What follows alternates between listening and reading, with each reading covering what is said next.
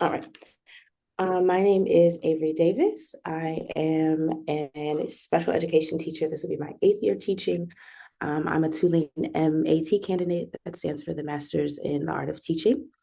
My topic is exploring how we can support students in cross-curricular literacy with a focus on secondary gaps in our education system. So when I refer to secondary, it is me referring to the middle and high school setting. And so here's just a little roadmap of where we will go today. We're going to start with the research question. I'm going to give you some background for why I chose this particular thing to research, and then talk a little bit about my processes and recommendations. So in the topic of bridging gaps through secondary literacy intervention, the clear question to me is how can our secondary schools in the New Orleans area create and implement community-wide literacy intervention supports that help to bridge large grade level gaps and include improvement for graduate outcomes? This question came about because at this point, the literacy gaps that we are seeing in students are so large that intervention is necessary to bring them back up to speed, back up to grade level. It is almost common knowledge at this point that in the South, specifically Louisiana and New Orleans, literacy rates are low. They are lower than the national average. We routinely measure up 46th and 48th amongst other states. We've recently had a lot of growth in that. But knowing this and knowing that it is common knowledge did lead me to a point where it's a natural contemplation of like, how did we get here? How did we get to the point where these gaps are widening year over year? How do we get to the point where we are graduating functioning illiterate scholars, that we are not doing them the service that we say that we will to prepare them for the world? So it then became the question of how do we bridge these gaps so that more of our students are able to enter adulthood with strong literacy skills. And I chose to explore this not just because of where we are now, but what has gotten us up until this point, because we are failing our children in a way that does not allow them to access the world. Reading and literacy are very political things, and if they are not allowed to have the supports that they need to bring themselves up to proficiency, then they are missing out in the ways that they access the world. So within my research, I looked at a lot of data, and I started with some 2022 state reports. The gaps begin early. The gaps begin in kindergarten. They begin in pre-K, where just under 40% of kindergartners are on grade level. And then we have this huge portion of them who are not. And then as they continue to roll over into higher grade bands, first grade, second grade, third grade, it routinely remains at about the 50-50 mark. 50% of kids are able to perform, 50% of kids are falling through the cracks. At this point, we are then passing students along, as was mentioned in Monique's presentation, to the next teacher, and the next teacher to then take the ownership of bridging these gaps that we are continually unable to do. It is important also to note that there's no statewide literacy plan in place after third grade. This is also the year that students begin LEAP testing. It gets more high stakes for them. Access begins to be more high stakes. And there's also a connection to the school to prison pipeline based off of the literacy levels of where scholars are after and at third grade. There is a wealth of intersectional circumstances that impact and affect students' ability to read, ability to be literate, ability to move through different aspects of literacy. Race and racism are structurally large issues. Having populations of people who do not have access, who are impoverished, limited state and federal resources, especially in the current educational climate, the teacher shortage and how long that has lasted. And then for New Orleans very specifically, the era of post-Katrina educational reconstruction that left a lot of gaps in experience, in resources, and in accountability for charter schools, because charter schools are able to operate in a way that is removed from a specific type of accountability.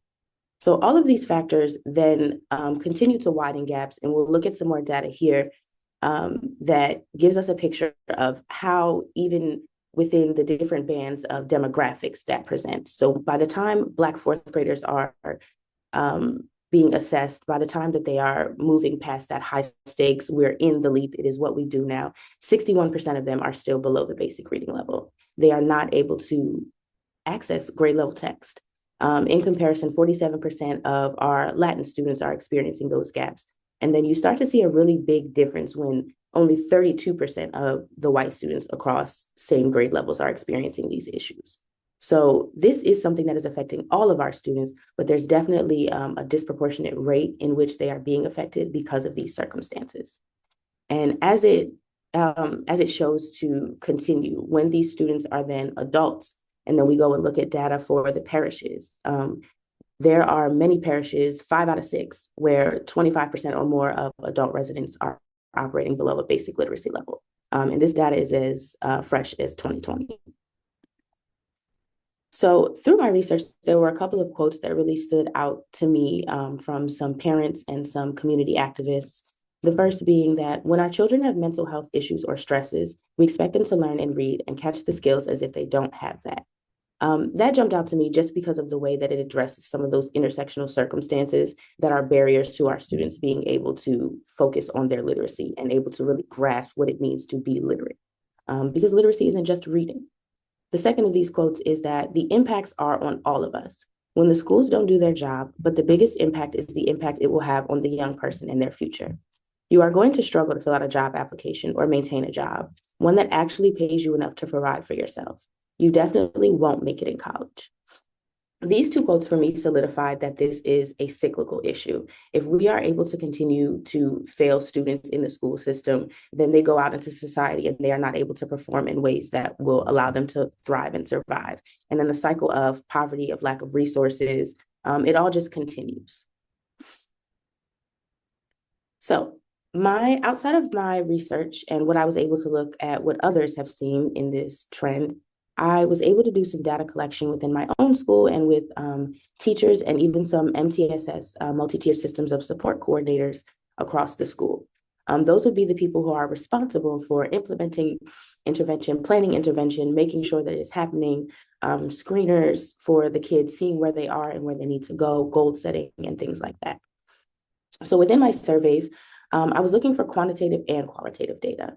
I wanted to get information about numbers, about Lexile levels, about beginning, middle, and end of year screening score averages, but I also wanted to know about intervention structures, about the frequency, about how involved teachers feel. And I wanted to know how connected teachers felt to the process, because what I do notice from my own experience is that intervention is very hit or miss depending on the setting that you're in. And it may not be happening with fidelity, and it may not be happening to the level that individual student needs require. So my main tools of data collection here were surveys that I created through Qualtrics, a platform that allows you to disperse information and surveys and keep track of the data as it comes back. And so I had some questions that inquired both about numerical data and experiential outcomes for teachers and students. So here are some of my findings based on just what I was able to survey. Only about 50% of the coordinators, those in charge of these systems, identified that their systems were capable of supporting all students that were identified as below grade level. So what this means is that a lot of these systems are operating on a triage style model. Schools and coordinators do not have the personnel or the resources to help every child who is showing up as behind in their literacy performance, and so they're prioritizing. We are prioritizing those who are 2 grade levels or more behind, prioritizing those we say are tier 3. And a lot of times this triage model is too reactionary to be helpful because we are in the final hour trying to help seniors pass an English 1 assessment that should have been attainable to them as freshmen. So this model is not serving to be helpful for teachers or students in the long term. And then I also noticed that 88% of teachers reported that there is an RTI plan in place, but there is not a lot of consistency in the way that it happens. 29% of teachers report there's a pull-out structure. 59% of teachers report that there are pull-out and push-in supports. And then only 76% of teachers felt aware and comfortable in discussing and utilizing their student Lexile levels. And Lexile level is an important aspect of data that tells us where students are, where they should be, and allows us to compare their performance to their peers nationally. So that's an important way that we're able to see where they should be and set attainable goals. Ultimately, what I found through the teacher experiences is that they feel removed from the intervention process. Unless they are directly an intervention provider, what I'm noticing is that there's a heavy reliance on scripted curriculum and educational technology. There's a lack of knowledge and training in the specific sciences of reading. There are heavy reliances on pull-out models. There's a lack of knowledge of where the students are, and not just knowledge, but understanding of how to utilize that data. And then when these intervention supports are being put in place, there's a disconnect from the grade level content. So it's being taught in isolation in a way that students are not able to adapt the skills that they are learning of literacy into the ways that they should be applying it. So between that and the fact that there is no consistent application, and then there is always the issue of timing. 62% of teachers reported that they can see intervention happening consistently and with fidelity. 24% report that there's no consistency, and 14% report that it is sometime hit or miss. Another thing I'm noticing is that the RTI blocks are very short, and they're very, there's not a lot that can be done. They vary. So between 30 to 45 minutes, 4 to 5 times weekly. And a lot of us who are educators know that there is not too much that you can get done in 30 minutes that will stick with the child in the way that we need it to. So here I have some samples of the type of data I was able to collect with the surveys. This is a question that was asked of the MTSS coordinators, the leaders. So there are 2 answers showing here, one from a middle school leader and one from a high school leader. And one of the big discrepancies in data that I noticed is that in the middle school, things seem to be very, kids are hitting the 50th percentile of where they should be always. Beginning, middle, end of year, those Lexile numbers represent that they are not rising above the level of performing 50th percentile across the national level. So already our students are very average at best. And that number comes from what is ideal. That is not what that coordinator is actually seeing. I tried to collect this data in a way that allowed me to respect student confidentiality in the best way. The second answer talks about the way things are done. And this is actually from my MTSS coordinator at my high school. And I implement and design a lot of the instruction. I individualize a lot of it. I use a scripted curriculum, and then I go from what I know from my kids. And I know that we put a lot of work into what we are able to find and how we find it. Some of our systems don't show Lexile. We just phased out an important part of the screening process that allows us to see in-depth information. And so it's really a shot in the dark of, okay, it looks like you're performing at the lowest band, we'll just pull you. So another example of how that triage model is not consistent or helpful. Some of the things here, these are answers that I received from teachers within the separate survey about how these literacy gaps impact their students' ability to be successful. And what was really consistent among all the answers is that students are not understanding what they're reading, and they're not able to move forward. Complex texts are present across content areas. It means something different to be literate in biology than it does to be literate in algebra, than it does to be literate in ELA or US history. And when students are not able to grasp the basics or are not taught skills in a way that they can apply them into what they're doing, they are struggling, they're reaching these roadblocks, they have a lack of confidence, and it's almost just at a standstill. Teachers are not sure how to support them because they don't have the time, space, or resources to individualize. And it's, again, a cyclical issue. So again, another example of what I'm seeing for what it looks like for kids to struggle across the board. Curriculum being designed to teach a certain middle demographic that doesn't support high achievers or tier 3 students who are needing more. So the implications of both my research and my data collection are that in order to positively impact the teachers and give the teachers what they need, reading instruction and professional development has to be targeted and specific, and it has to be ongoing. Teachers have to feel like they are masters of the content that is specific to literacy development. This means exploring research-backed theories and pedagogies like the science of reading, Scarborough's reading rope, the 5 pillars of reading. And teachers need to possess this fundamental content knowledge and be able to apply it within what subject they are teaching. This allows the kids to integrate those skills and move forward. Even if it's just a step or two, they are moving forward in the content that it is necessary for them to know.